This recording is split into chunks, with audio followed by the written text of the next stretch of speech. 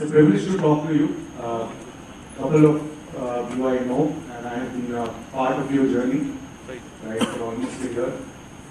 And before I start off, I was talking to Karthik also, and I said that the topic which is being given is meant for Bill Gates, right, and maybe the Prime Minister. It's huge a topic, for us. But we'll try to share our experiences and take it forward. So before I start off, I would like to know, the constitution of the student itself. So few questions, please do not mind. So how many of you have worked in IT industry before joining the? Okay. So I know my students now. Great. And yes, now the question comes up from. So any person from FMCG industry, sales background, non-IT background, how many of you? So rare gems are here, right? Okay, fine. So, so let me be very clear to you that I have not come to this place to go to Haridwar and Rishikesh. Right, so while I was coming here, all along I was thinking, so I myself attended a lot of sessions like these in business schools, right, during my time. And I didn't want to make this one of those sessions where you have to attend. I wanted to make this session where it could be a life-changing experience for both of us. Something where whatever I have learned in my journey, I could give it back to you. I think that is one of the purposes for coming here. And obviously, would love to take up your questions later on. So let me be a bit boastful about myself. So I'm one of those rare breed who has seen industry from three angles. So I started off with in a private job, which you call it, a corporate world, and then I went and worked with government. So I saw, so that was a huge sea change. So from working in a industry at Singapore, and then flying back to Delhi, and then being a part of Ministry of Commerce. So it was a huge enriching experience and frustrating experience too. We'll share about that later on. And then third, again coming back and joining a very small industry, something where I didn't have any expertise in, no prior experience, right? Nothing. I studied finance and I started doing business development, product management, teaching, right? Very, in fact, integral part of what I do. All these things. And then something again happened, entrepreneurship. Right, so I can share a bit about all these things, my perspective of how things are. I've taken a lot of interviews with students, wanting to be in business schools. And if I look at, if I ask them, what do you want to do? Now they want to join a business school, but most of them would write in their SOPs, I want to be an entrepreneur. Yes or no? Yes. Grudgingly, slide yes. So that is something which I know a lot of you would like to be later on, but it's a, it's a huge contradiction. And I've always talked to people that, look, you're trying to be in a B school where a graduate, turning into an entrepreneur, the probability would be maybe 0.01. So why do you want to join? And then the usual thing comes about career, not wanting to take risks, right? Because obviously life is there, and one would like to use one's opportunity over a period of time and see what happens. Okay, so challenges of change is what the topic is all about. So I come back and I look at this topic from two perspectives. One is personal, and the other is obviously organizational. I need to be here. It will be unfair for you guys out there, right? So I'll just come because I saw this steep, it's quite steep.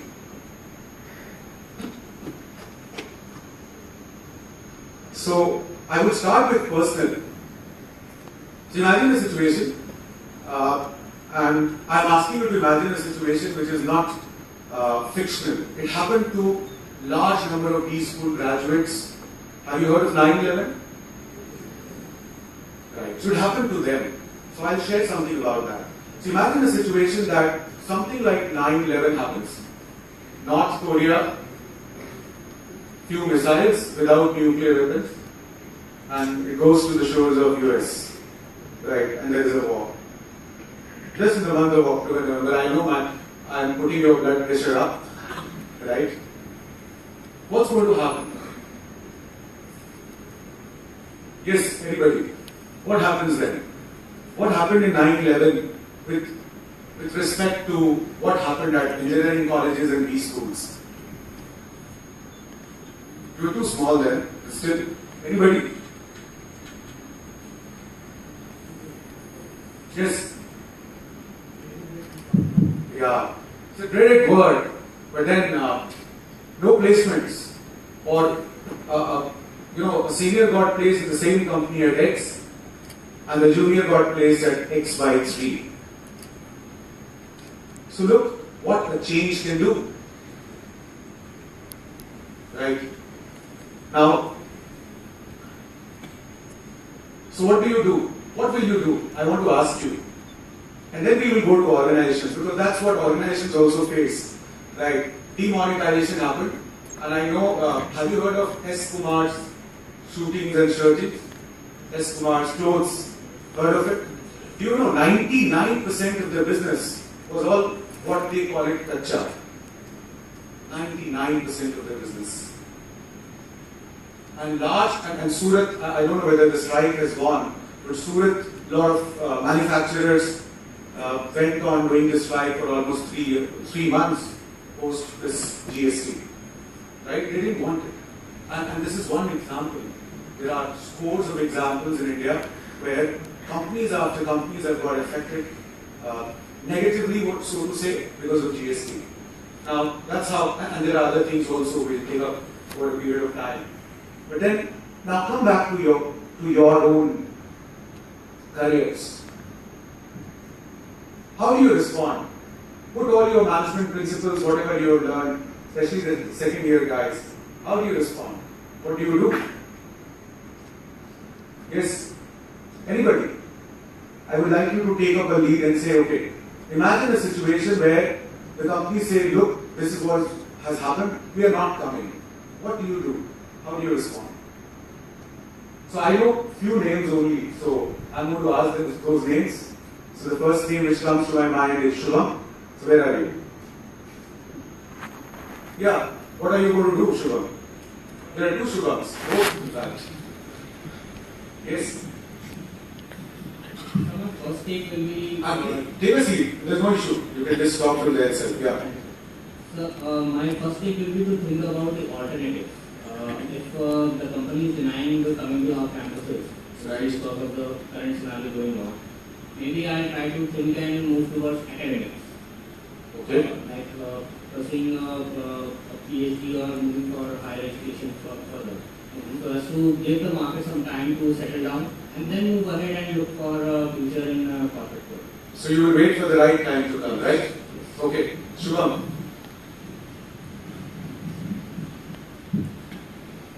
I would most like go into healthcare industry, because that's an industry that would likely to be better. Okay, that's the industry most likely to be? Not better, not like affected by such policies. Okay. And so how do you get a job in, how many companies of health industry come here? Or you will approach them? Usually, every college is around 4 to 5% of pharmaceutical industry. So I'm trying to make sure that I'm not finding out suitable positions. Great. A few more responses here, if anybody would like to take up. Otherwise, I'm going to use names. Right, so it's, and I will take a list and I will start using names. Right. Try to join.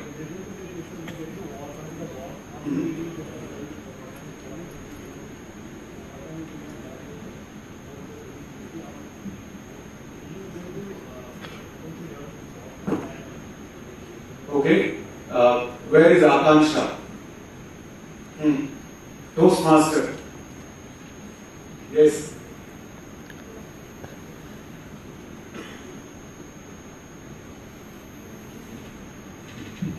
Hello.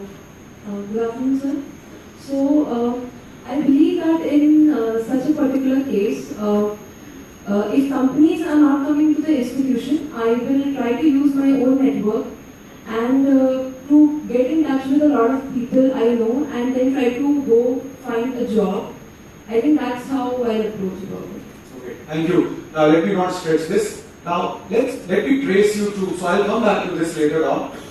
Let's trace, because your career is important, and let's trace the history of jobs itself in India. And we go to pre-independence day for a couple of minutes. So, which were the hot jobs at that time during pre-independence day? I'll tell you, I don't know if you've read. They were called ICS officers. Indian Civil Service, now it's called Indian Administrative Service. And some of the top minds used to join there, serving Britishers. And which was the next, the best job? Being a lawyer. Right? And the third was what Bhagat Singh did?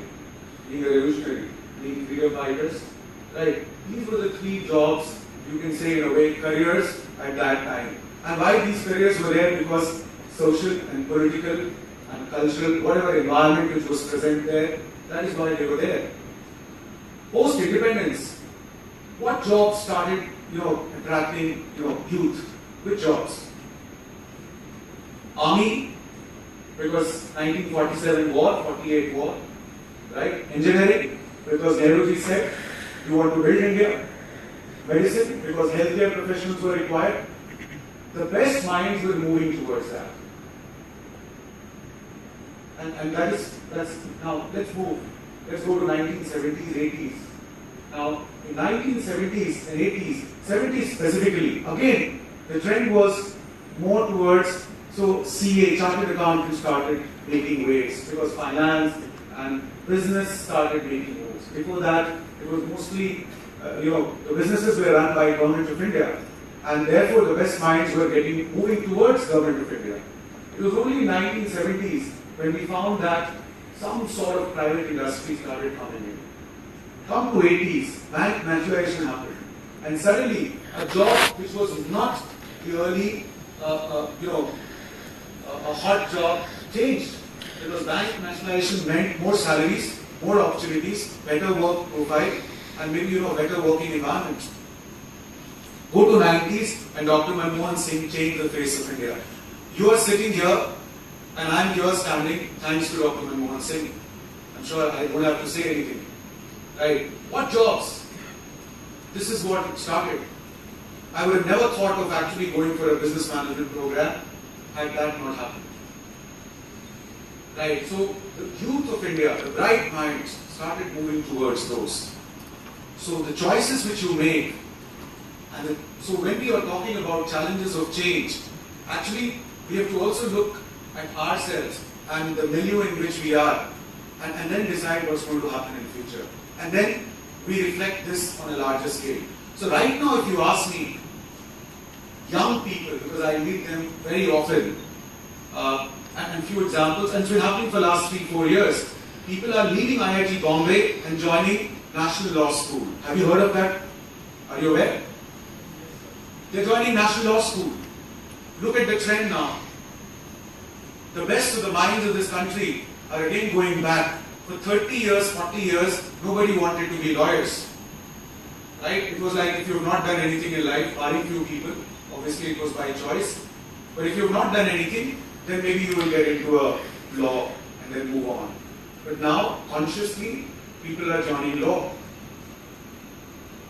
I don't know what's going to happen in future in terms of jobs. But when you talk about yourself, or you think about yourself, it's very important for you to understand and think about future, and that's something which you will have to do it anyhow, because the skills and expertise which are required 5 years, 10 years down the line would be very different from the skills and the expertise which are required right now. And when HR managers, they plan, and not without reasons, they call it strategic HR. So when the top management meetings happen, they never talk about current hiring. Mostly they talk about the kind of companies we would require, the kind of businesses we would have 5 to 10 years down the line, maybe 15 years down the line, and the kind of hiring and the skill sets required. And that is how they decide on the future, hiring goals. Now, let's come back to the moot point which I was trying to say. So when it comes to your career, you will have to see those changes and the trends, how it is moving. Right? So you can take two paths. And it's a good idea to look at Europe and US because they are the leaders in terms of how the world operates right now. So personally, if you have to look at, maybe you can look at being a functional specialist, right? Or the other choice is to be a strategic person. Now, coming back to me, I was highly attracted by money. I did not take my career decisions based on how you can actually at this point of time. We didn't have the access to internet at that time. It's long back, 17 years back, it was not so prevalent. We didn't have those social media. So at that time, whatever our seniors would tell, or maybe a couple of more people like this kind of forums where people will talk, and we will just move into this. So I've talked many a times that I took finance because I felt that in my campus, finance jobs give the highest money, so therefore I should take finance. That's all. More about money rather than about anything else. So I took directly, anybody can do it. I don't think it's something which is... So while working for almost 1.5 years, maybe, I realized that I'm actually becoming a functional specialist and not a manager. And I realized that anybody who's good with one particular skill, data analytics skill, can do this. And then I started thinking, is this what I wanted to do all my life? So when you change your career, so therefore money was huge, right? Needless to say, similar profiles now in the same campus, they come at around, some of them get crores, right? So there's a huge lure of money. But after that, you realize, so you start asking questions. Why did you join a business school? Did you join a business school to be a functional specialist? If the answer is yes, then you have to decide now. And you have to work towards it to ensure that you do come out as a functional specialist and you are the best in that. But if you join a business school to be a strategic analyst or to be a strategy guy who would look at a bigger picture, right? You can't actually have the best of both worlds. You have to think like that, which would mean instead of being a domain specialist, you'll have to become a strategy specialist. We forget, because of placements, that there is a world beyond placements, and the 2 years of your life out here should be utilized to develop your mind so that tomorrow you could be a strategy specialist. And most of your heads of companies, especially the Indian companies, and even abroad, MNCs, why do they come to your campus? Because they don't have that mind. Please understand. They are here to buy your mind. Right? Nothing else. They're not here to buy your English and mathematics. Right? They're here to understand how much you can think and to give it to them which they don't have it. So that is going to be your role. Now, let's start thinking about from the organizational point of view, right? So, if you look at from organizational point of view, let's take up an example. Watch. How many of you are wearing watches? Number of people still, okay, 40%. I'm not wearing one. Now tell me, is watch a product or is it a jewelry? What do you consider? Louder. Jewelry? Right? Otherwise, why would you buy a watch of 65 lakh rupees? Would you buy it for, and it is no more called a watch, it's called a chronometer. Right? Can you see how, so look how technology, actually those chronometers are antithesis of technology. If there is a technology, so people talk about that technology can make a huge difference and products, they lose value because of the introduction of technology. And I'm giving you an example where a watch has actually gained in value, gained in its aura, because they actually moved away from technology. So anything digital, are you going to pay 65 lakh rupees for a digital watch? Yes, no. But if somebody tells you that it has been made, handmade in Switzerland with this precision and it's a mechanical engineering marvel, you're ready to pay 65 lakh rupees. Does it happen? Yes. Look. So look at the change. Watch is no more a product which we look at it from the point of view of functionality. What about candles? Electricity came some years and years back. Do we still use candles? I'm sure candle would have not thought that it would be used in this manner when it was first somebody really took it forward. There are a large number of products which we see either they are losing value or they are actually gaining value. Right? So no more. So candlelight dinners, obviously, right? And candlelight marches these days, and obviously, candles, so many places, both religion as well as non-religion products. So, so now you start looking at how these companies. So there was a company in watch called HMT, Hindustan Machine Tools, gone. Because watch lost its functional value. Nobody wanted a watch for looking at the time. Right? I should not say nobody, but a lot of people. Cell phones actually played a very big role in ensuring that watches do not, play that role of functionality. Right? Now, I can give you a host of products where they have lost. Look at now. So, I thought that TV is slowly dying. Television. How many of you agree with that? Is it dying? Yeah. See. So, what will happen to Sony? So imagine somebody at Sony selling 6 lakhs, 8 lakhs television, and what they would be thinking, how's the future moving? And Sony has already started integrating its business in a different manner. They are pretty strong now on digital platform, isn't it? Very strong. Look at the way we consume music. So there was a company, a lot of companies you would not know, but we used to buy cassettes, and before that, when I was not there, not born, my father and your father, maybe your grandfather used to buy those gramophone and recorders and stuff like that. Right? And people used to go and buy it. Now we don't buy music. Do we? Hardly.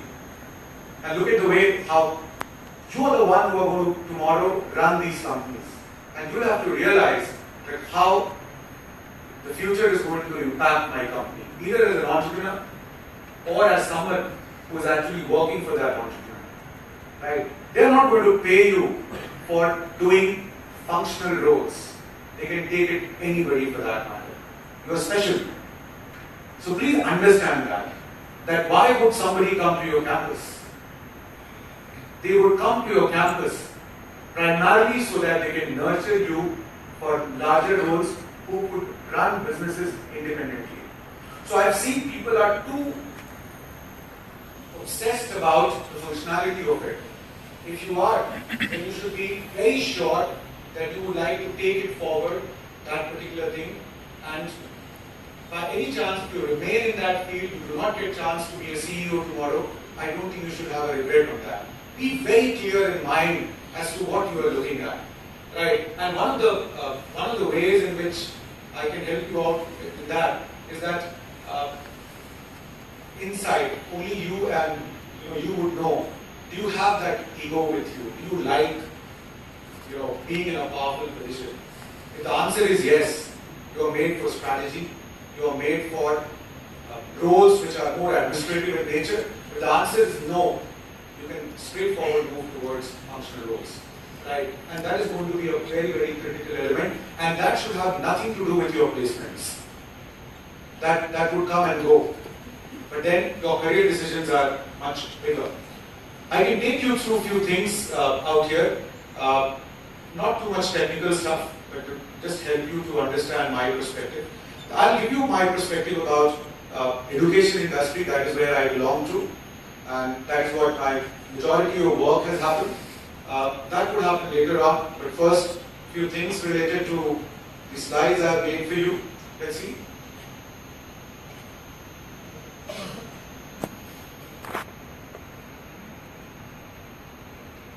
Yeah. So, Behemoth, General Motors, very large company, very big company. Is it in a good shape? Yes, good shape, bad shape. Because cars are no more mechanical engineering wonders, they've also become electrical engineering and computer engineering wonders. And Americans, they've stuck to their original task. What about Nokia? It's gone, isn't it? No more. Something must have happened that so I remember, you would not remember, your age was not there. I think maybe more than 90% of Indians at one point of time had Nokia in their hand. And from there it's gone. What about BlackBerry? So what would be the reason of demise of Nokia? Anyway, they could not. Yeah, Android. And maybe BlackBerry also. Right? Touch screen. BlackBerry refused. Later on, by the time they came up with touch screen, everything was gone. And people like Obama, they kept using BlackBerry, obviously very safe. And many of the people in India also, but that was minuscule. Very, very narrow set of people who were using BlackBerry. So on. So, companies which will not change and they cannot anticipate future, they will die. And they will die instantly, they would not know what to give them. So one of my people whom I know, in fact, he did his MBA from IMS Bangalore, and he was so confident when he used to talk that no, Nokia is going to recover. And at that time, Nokia had a market share of 40%, and they said it's a temporary blip. Right? Even within the industry, it's very difficult to know what's hitting them, because he was purely looking at from sales point of view, and the consumers and customers had moved on. Google. So this is a company which is changing and keeps changing. So I was talking to Aditya and I told him that look, all of you admire Google for various reasons.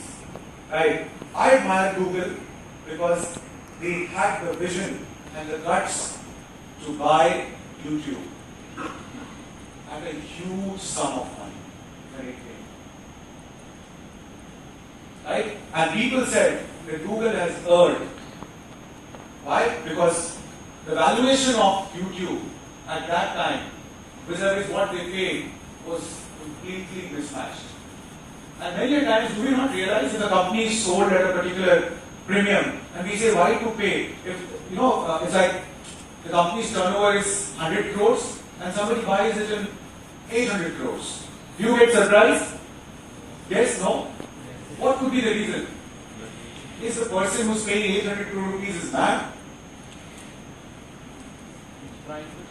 What could be the reason? Tell me. He's trying to see the future vision. Okay, future potential, future vision. Anything else? I would say for competition. Google has not gobbled up only one company. If you look at Google, they have gobbled up 60 to 70 companies in the last 2 years. So there are two things. One, they are scared that maybe this particular company with a good idea would become another Google. They don't want that to happen. And they stake everything. And second, they feel. So Google is a very good example of a VC fund. I call it rather than a company, it's a VC fund. Any new technology which comes in, at a very inception stage, they will buy it. And they'll help it recover, they will help it develop, but then now it's a Google company. Right? And that is why Google is where it is. That's their way of managing change. This is how they manage change. And I call it a very smart strategy of collaboration. Essentially, it's collaboration. Right? So, whoever is doing good work, they keep a tab on it. And then, the moment they see that there is some potential, either in terms of threat or in terms of integrating with your product, they'll just buy it.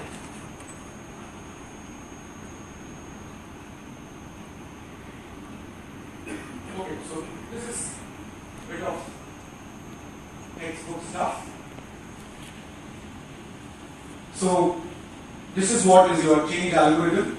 So managing change, predicting change, communicating change, role of stakeholders in change. We will talk about maybe through examples and not directly by defining all these things. So why would somebody want to change? And that would include challenges of change. The development of new products. Some new products comes in the market and you are not sure what's happening, right? And that could really force you to change. Can you give me examples of that?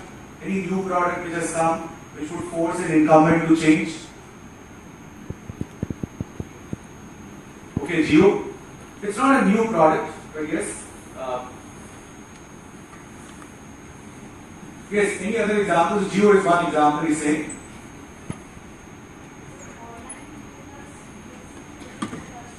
Okay, so online retailers, I would not say replacing, but yes, surely they have started work. So I can relate to what happens in my industry, right? So IMS is, I don't know how many of you know about it, the first company which got into training for management. And if I tell you the year, you will get shocked. Somewhere around 1972. Imagine training for CAT in 1972. Right? Started by a professor of IMS post his retirement from Bombay. And that is how it started. When a lot of people didn't know about management, that's where it started. And had a market share by the time it reached 2004-5, I think had a market share of around almost 80%. And so some of the meetings later on that I attended, everybody was in a different mood altogether. So the only thing that you knew and talk was that I'm going to get 50% growth next year and I'm going to get 40% growth next year. We are going to double our business and double our targets. The product, nobody talked about. And here comes then two competitors, and IMS was the only one at that time. So two competitors, I'm sure you would know. So one was in North, career launcher, and the other was Time in South. And both of them came up with a product related to PDP, which is placement training and group discussions and interviews. That's how they started. And IMS said, oh, that's a product which is just 1,000 rupees product. I'm not going to get there. We are charging 40,000 rupees, 30,000 rupees. Why should I get into a product which is 1,000 rupees? Right? So anybody would talk about, but they didn't realize that what's happening. And they didn't consider the need for a change as long as their top line and bottom line was growing. So they didn't actually really put money out there. Right? So the money was more on sales force, the money on hiring, more advertisements, right? And that's how it moved. It took only 3 years to go thought like what is sitting there. And then they started realizing and they started changing. Right? So the change did come later on. And now it's again moving back to its ascendancy. Now, but look at what another player did. I'm sure you know. Baiju classes. Heard of it? Yes. Okay? So in 3 years' time, what Baiju has done, career launcher, an IMS, and Time could not win last 40 years. And what could be the reason? Videos, YouTubes, technology.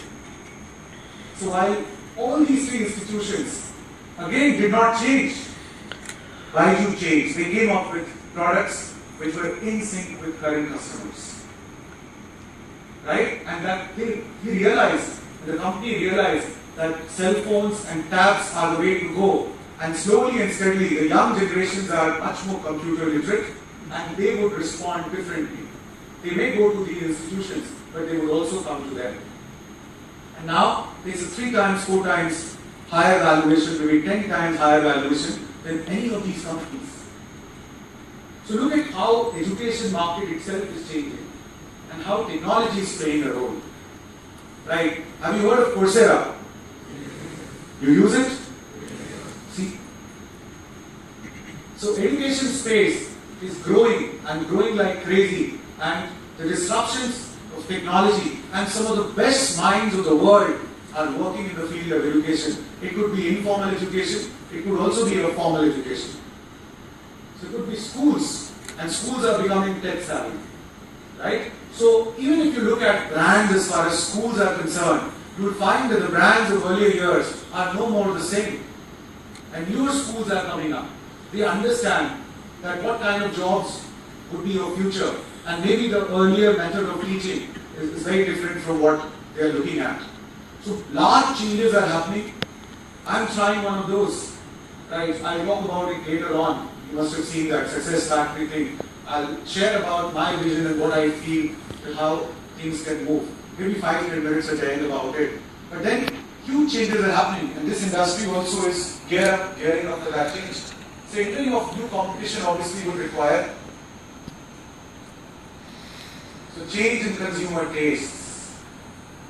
That could be a reason why one would need to change, right? And that could be the way of which a consumer consumes a particular product itself can change, right? Can you give me any example where change in consumer taste has forced any company to come up with different strategy? Keep studying. Any product in your mind? Amul, so what kind of change you've seen?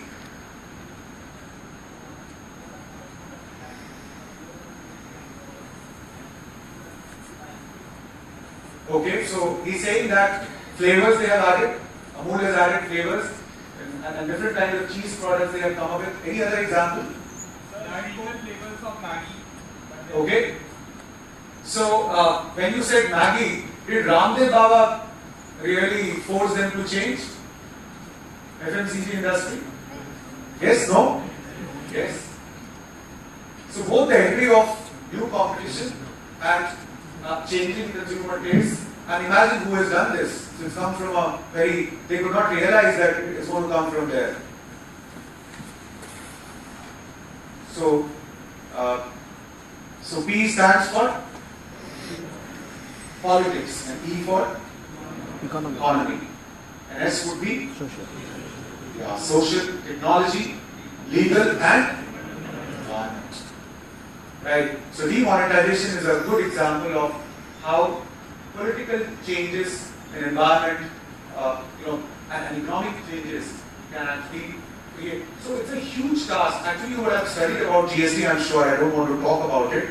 But then, if you join industry, you will realize how humongous a task is that.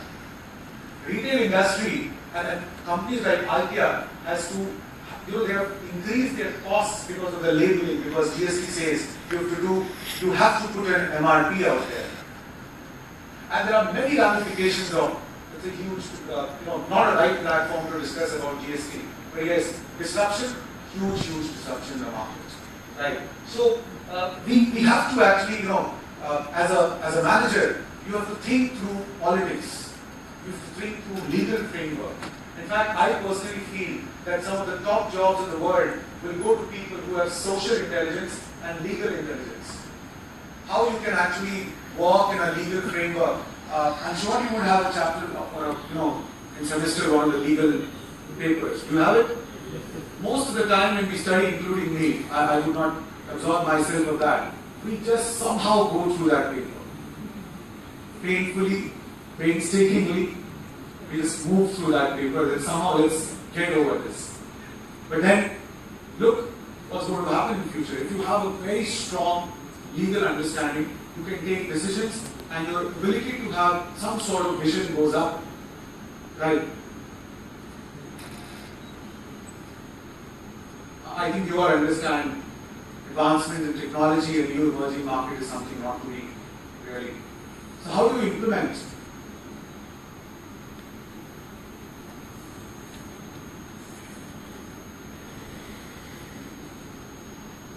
So that is a small formula which was given by Dan Miller. It's a bookish thing, but then it does. So R stands for resistance.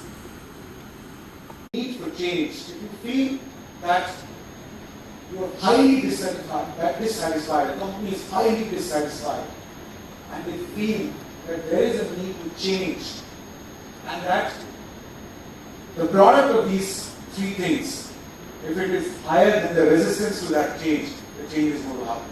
And once the change is going to happen, one more thing, none of these factors should be closer to zero, right? Otherwise, obviously, it's not going to happen. But these are some of the factors which I have put in. There has to be some sense of urgency, because we all understand it's about timing. Anything which you do, a new market, new product, if you are not at the right time in those products, is going to go away.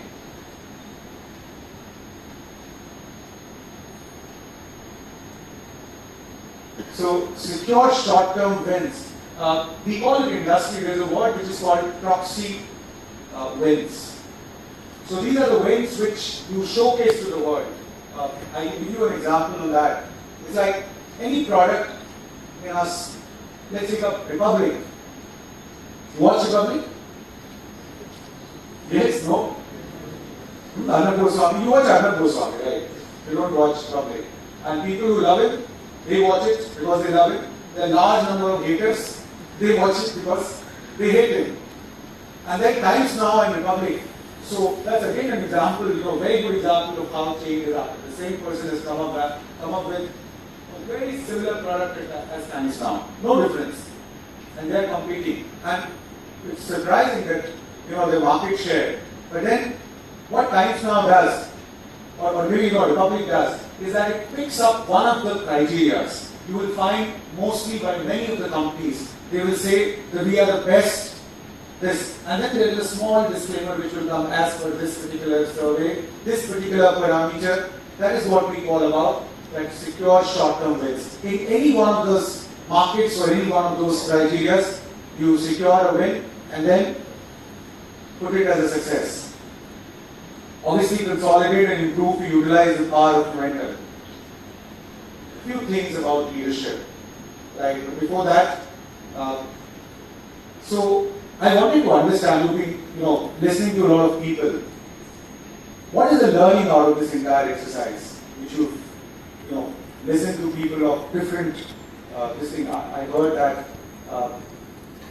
you had supply chain, something he shared about supply chain. And Karthik, I spoke to, I'm sure he would have talked about Red Bus, and that also is very much related to online business, supply chain, and logistics. So many things are there.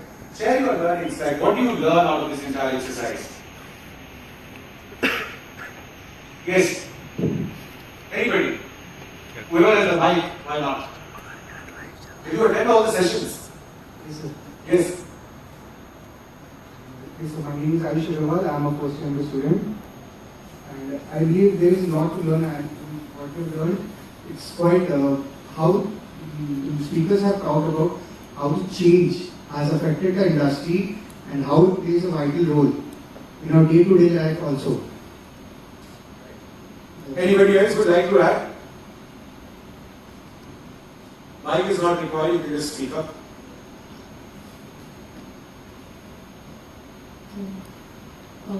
I would like to specifically mention the session that Piyush Agarwal said yesterday regarding Dabbawalas. He taught some of those qualities which I think most of us, even at MBA, are lacking. We learn hard work and learning skills towards work. But yesterday we were taught about dedication, motivation, and honesty towards work. That these are the three primary factors which are driving such a huge workforce of Dabbawala. So that was a very, very good takeaway from this session. Great. Anybody else would like to add? Yes.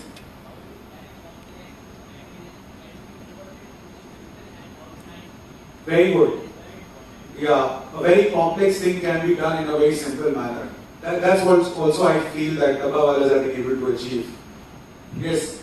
Anything else? Red Bus right now. I admire it, in fact. They have competition now, but then somebody thought in Indian market to get into this. What is the learning out of this?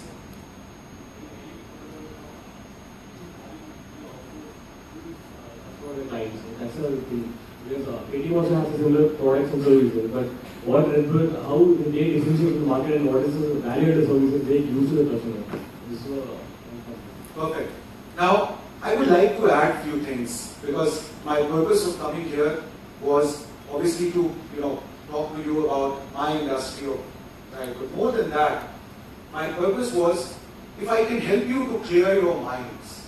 Because I think at your age you would like to do a lot of stuff, right? I'm sure you're brimming with ideas, you would like to go for entrepreneurship, if some of you would like to, right? And there are people who would like to maybe, reach a CEO position 30 minutes, 30 years down the line. So, but do you know what is the average age of CEO in this country? What is the average age? Yeah, 35, 30 to 35, right? If you leave FMCG companies, right there you have a established kind of a chain. So there it takes more time. But otherwise, I think most of the newer companies, industries, by the time you reach 35, you're actually heading one of the institutions, one of the companies. Now, I wanted to talk to you about, because I think for second year guys, your placements are going to begin very soon. You think from the point of view of the hirer, the person who comes. Why is coming here? What for? What are they looking at? One. And second, are you able to integrate your thought with this thought process? So tell me, why do they come to IIT Roorkee? For what? I'm sure you know what are the companies which last year it came, right? So there is a pattern to it. Why do they come here?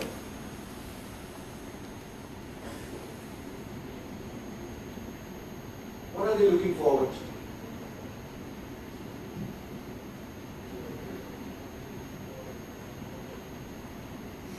Yeah, so they're looking for your mind, but I think there is something which I will tell you. If I have to come to your campus, I would look for, so mind, yes, but I would look for exactly a skill which is highly analytical. A skill which is a person who has very high level of quantitative and analytical skills. I think what I observe is that's the kind of companies which IITs are attracting right now. The new generation companies, where there is a lot of processing required in mind and somebody who's comfortable with technology and integration of technology with business. And that is something which is unique about you as a batch. Now, if you want to join Pepsi, or if you like working for HUL, they have wider choices. I don't know whether you are aware of it or not, but then HUL normally looks for freshers, and within that also they have a lot of pension for non-engineers. Now, why is it like even Pepsi for that matter? Why is it that only though they know they have some kind of HR? I'm not saying they don't recruit, but what I'm saying is that they have that kind of thing. So as a group, I think you'll have to really, because your first year guys are also there, you'll have to do a lot of brainstorming as to what kind of companies you want to bring in. For me, I feel that this campus should be rocking with finance companies. Because I feel that a lot of finance companies would be interested, especially the kind of jobs which are available to them. So personally, I feel that these are some of the things which one can really focus on. Good work. What? Am I audible? Yes. Okay. Now, so few things I wanted to share with you on leadership itself. Nothing very special, but if you keep these 4 or 5 points in your mind, I think that is going to help you out.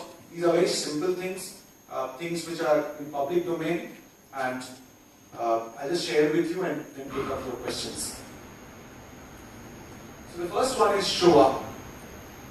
And when we say show up, what do we mean by that? So he's saying take responsibilities. Yes? No? Yes. So people who are present, people who are there in some form or the other, they have an advantage. Right? We call it maybe a recency effect. You may call it networking, because that is what it happens. People show up, and similar kind of people are always together. And that I have seen in campuses also, even in companies. There is that principle which is 80-20. And that principle says that 80% of the workload is actually taken by 20% of people. And that happens everywhere. And a lot of times, more than talent, more than intelligence, it's people who show up, they win the game. Because they're always there. And if you're there somehow, leadership is not only about talent, it is beyond that. It's about connection, it's about collaboration. So when we talk about networking, I just cannot underestimate the importance of networking. A person, Urban Ladder, Urban Clap, have you heard of these names? Yes. Have you ever bought? Yes or no? No. But then how do you know? Because they show up. Their emails are always after you. They're always there. So one day when you would require to buy Urban Clap or Urban Ladder, any product, or the company comes here to recruit, you would have a very positive mindset about it. Yes or no? Because they communicate to you. You don't know them, they don't know you, but they show up. So I'm not talking about showing up only from the point of view of, physical presence, but look, virtual presence also is very important, right? So showing up is very important. Speak up, right? So a lot of times, in a way we make fun of people who speak up, right? And there are always people who we find who speak unnecessary stuff, and then we make fun of. But actually these guys and girls, they win. Because they speak up. They are noticed. So it's good to actually communicate. Because if you communicate, let's take up, as far as I am concerned here, 4 or 5 guys who spoke to me, I think I would remember them more. We never know when we are going to meet, in what circumstances we are going to meet in future. Right? So my takeaways from my visit would be the people whom I already knew and the people whom I have met, even for a brief period of time. There's a guy who said to me that, "Sir, I'm waiting for you outside if you require anything." I can't forget. That's a very nice gesture. Now, has it ever happened that you met your school junior and you never knew him or her and you felt very good about it? Yes or no? Why is it like that? Or you met somebody from your own city, or you met somebody from your own country. When you go abroad, even Pakistanis are your friends. Right? Why? Because we all refer as Asians. South Asians. There's no country out there in England, right? We're all South Asians. Brown people, black people. Right? So look at the divide. So as human beings, we feel comfortable with familiarity. And whatever analysis we can do, I think that comfort with familiarity never goes, and it shows up. So when you are known to a lot of people, you also benefit out of this exercise. Because somebody has already become comfortable with you, with your name, with your face. So you will see sometimes a lot of people, in fact regularly there is a WhatsApp. Nothing, good morning, or maybe just some festival or something like that, and you will always find their wishes. That's a very good reminder. It's not buttery, right? It is also not psychophancy. And I do not want people to be psychopaths. One should have the self-respect and the dignity. But then, that's one of the ways in which actually you show up or speak up also. So when the right opportunities come, do not discount these factors in your life. You don't show up, you don't even get married these days.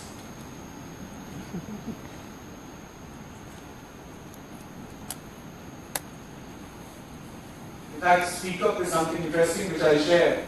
I got married because I could speak in English, because when I first met my wife, she thought that I can't speak in English. So I kept speaking in Hindi, and after some time, she could not digest the fact that I'm speaking in Hindi all the time. So she asked me that, you went to a B school, so how did you go there? So I didn't understand the question. So because in my college there is also an NRI quota. So, but I've never, been to abroad before that. So I couldn't understand. So I said, how did you go there? There's an entrance examination I took. Okay, so what are the things which were there? So I said maths, and I forgot English. Okay. So, and maybe the ego, yes, maths is there. So, okay, so she just asked me softly, you're comfortable with English? So yes, I am comfortable with English. Okay, then we get married. Otherwise, we are not getting married. Right? I can't marry a person, although it's a very, what you say, it's a wrong statement to make, but I can't stand up. So look up. So what is this look up thing? I'm showing you all now. Yes. Values. I keep talking about values. I think, everywhere, wherever you see, people talk about values. Values are not tested in millions of dollars. Values are tested in that 1 rupee, 2 rupee, and 3 rupees. Right? So I've shared with some of my students that in my case and many of the cases, when you are given to travel to places, right? So our boss will give, in fact in my cases, bags of rupee notes, and they'll say, okay, go and spend. And then we come back from our tours, and we will get 2 lakh, 3 lakh rupees, and then we go for tours, and then we'll make that report of how much of expenses were there. And then you will find many of the people. There are places where taxis would not go, but in the bills, the taxi was there, and the bill of taxi was there. But the boss is boss, he or she would know, because they have gone through that process. If from here to Roorkee to Dehradun it costs 500 rupees, it will show up 700 rupees. I must tell you, having part of some of the top management teams, I've seen that they understand. Your CEO, your vice presidents, they understand. And they'll still keep you, they will not sack you. Right? But they'll never move you up. They will sap your energy, they'll pay you money. But what you want to achieve in life, you will not get. It's a good strategy to be honest. And if you are honest, you should be brutally honest. You should not be in between. And you should speak up. You should be known as somebody who is honest. I think that perception is very important. When you are a no-nonsense guy and girl, you cannot take up that. And therefore, a lot of times, the biggest responsibilities which go to people, sometimes you actually wonder, okay, this guy was very good, why he's not there? Why this who's not that great maybe is there up? And the reason is this, values. Right? So businesses, although we heard a lot of things about, a lot of wrong things happening within a business, but it's a hypocrisy which you have to bear with that. The companies may be unethical, but they will expect you to be ethical. Always. Because with them, they will expect you to be ethical, but when it comes to doing the work, they might ask you to be doing things which you may not agree to. So it's a mask after mask after, it's a hypocritic world, but then that's how it goes. That's your personal choice. Whether you want to work for a cigarette company or not, ITC. Right? India's one of the best marketing companies. So it all depends. But then, values, team up. Google is all about team up. Collaborations. Right? So making friends, meeting people, connecting to them, that should be a voluntary, and that should be a work in itself. That should be a project in itself. Not for immediate gains. Not for immediate gains. Future. Again, familiarity, show up. That makes a difference. So if you look at these aspects, for example, I met Karthik today for 5 minutes. Now, we shared few words, that's it. Right?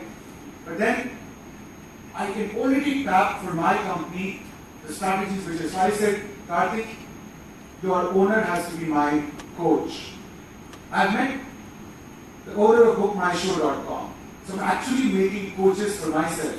Right? And some of these coaches are 10 years younger to me. So there is no age where you can, so we do not make mentors for yourself. at your point, at your age, it's more, you require more mentors for yourself. But the learning never stops. Even if you are at the age of 50, you require a mentor who could be at 30, because that person comes with specialized skills. It's very important for you to team up, to collaborate, to learn from others, not to actually, do the same stuff which others have done. So learn from them, take it forward, and obviously never give up. Give up is something which is, we have some legendary tales of companies who have started with something and went on to do something completely different because they never gave up. Right? So these are some of the things I wanted to discuss with you. Lift up is something which I am trying to do. So once you reach a certain stage in life, you have to lift people up, you have to make them successful. Right? So I was watching one of the videos of, Indira Nooyi, when she was talking. It's a famous video, and she was talking in front of, I think she got a president's medal or something around 2-3 years back. It's a video which is viral, and she was talking about something very similar. That imagine Pepsi talking about community work, talking about doing well for people, right? I think once you are successful, you have to give it back to the community. Maybe your college, maybe your juniors, and you have to lift them up. When you lift them up, you move further in that ladder. And there is a sense of satisfaction for sure. This is something which is a small template for career development, which I'll anyway share this PPT with all of you. I think this slide, this is particularly for you. So if you look at, you can, I don't know if it's visible to all of you, it can be divided into 5 parts. So one part is your work-based learning, which is about work experience and business awareness and meeting employers' expectations. Keep this in mind. Obviously, this is what you've come here for. And the second part, if you start moving, is personal development, which is assessing yourself, learning, career goals, and planning. I would like to leave this template with you. I use this template very often for myself, and I've been using it for the last 16, 17 years because it has to be changed. You have to change this template every time you achieve something. It talks about career management, where CV is last, career networking, you all know, I'm sure about it. It talks about skill development, so both personal as well as enterprise skills. And it talks about active learning, ability to relate, learning to practical situations. Keep this in mind. You put yourself in between there and see which are the ticks which are there for you. Right? If you lack in any one of these areas, I think you have enough time to really work on that. Right? That would be one of the templates to which you can work. This is my new passion. Right? Would love to talk about it for 2-3 minutes, and after that, I'll be very happy to take up your questions. So, one of the questions which has come to me is that why did you leave your job, which was paying fairly well, move to government, where obviously you quit it, and then came back to something which is not considered to be highly paying? It's like, at least the perception is that, and thank God income tax authorities also have similar perceptions. Right? So the question comes up. Now, so I found my true calling in my life 4.5 years after I've worked. So what was the issue in front of me? Belonging to a low middle class family, I think roti, kapra and makan issues were very strong in my mind at that time. And there was nothing rational I could think. So so when you join a business school, your aspirations for your family, for yourself, money is so important. You have seen, if not poverty, you have seen things which you could not buy or do things, right? So that becomes, so each one of us are very different. And so you have to think about what kind of situation you are right now. So your career decisions are based on that.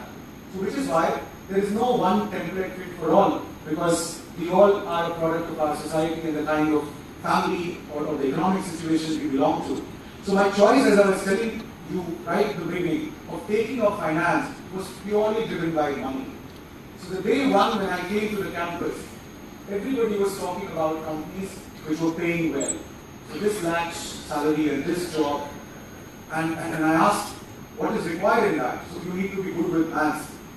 So fair enough, I can do this. I didn't know anything about debit and credit belonging to science background like many of you, right? Nothing about debit and credit. I didn't know about even chartered accountants' role and jobs. And then I decided, okay, this is what I'm going to study. So I used to call that I'm a mercenary. As long as the work is, legal, I'm going to do anything. So give me those salaries. And that was the driving force. 1 year, let's say once you join a company and your roti kapra makan issues are taken care of, that's when your other desires starts coming. And you say no. So look how things change in life. So within 1 year, because I had not imagined I would get that salary. In fact, the salary I got was like, I thought maybe I'll learn in 10 years time, 15 years time. And here I had in 1 year time. So I just, I felt that okay, that part is taken care of. So I thought maybe, I should do good for the country. Or maybe my own ego telling me you become that government officer with that red beacon. I had that for a year or so. So that ego starts hitting you and say you go and work for government. Right? Being a part of a feudalistic society, your upbringing is like that, and maybe so the other factors are there. You would like to work there. So 2.5 years into that, I fulfilled that desire. And I felt my personality doesn't suit that. But I must admit that the money in the pocket made a huge role in my decisions in life. I had taught, IIT Delhi batch while I was in Delhi once in DI to them for around a couple of months in career launcher. And I think that stayed with me for 4.5 years down the line. And that is where I joined education. I must tell you that I'm never apologetic about making money.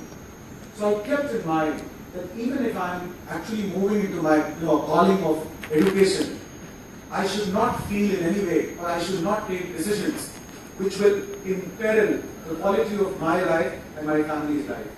So I must admit that.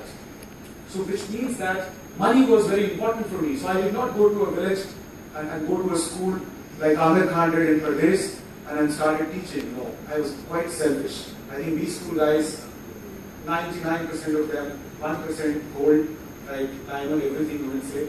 But then the reason you come to B school is because in some way or the other you are guided by doing great things, but at the same time, money is always a byproduct of that.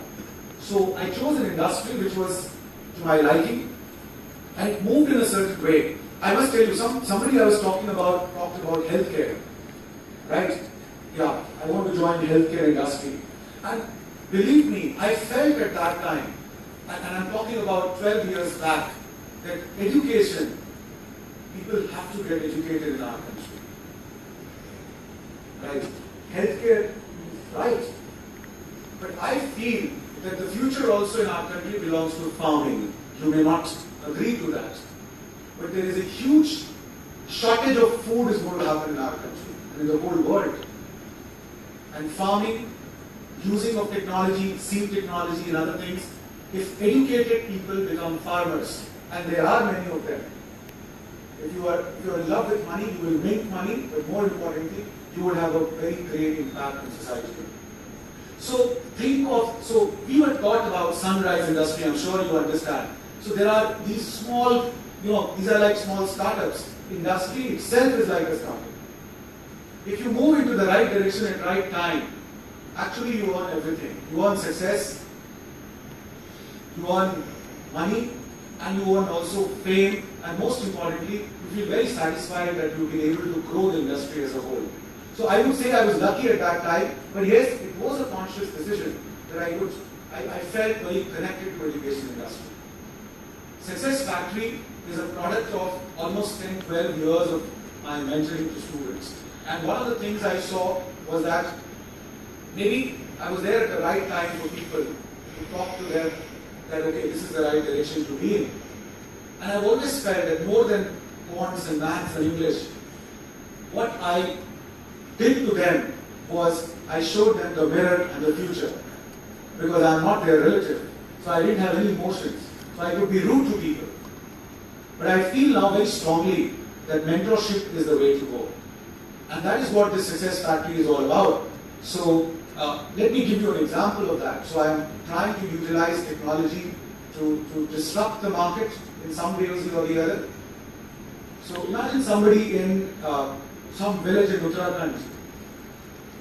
How much money do you require to prepare for JEE these days?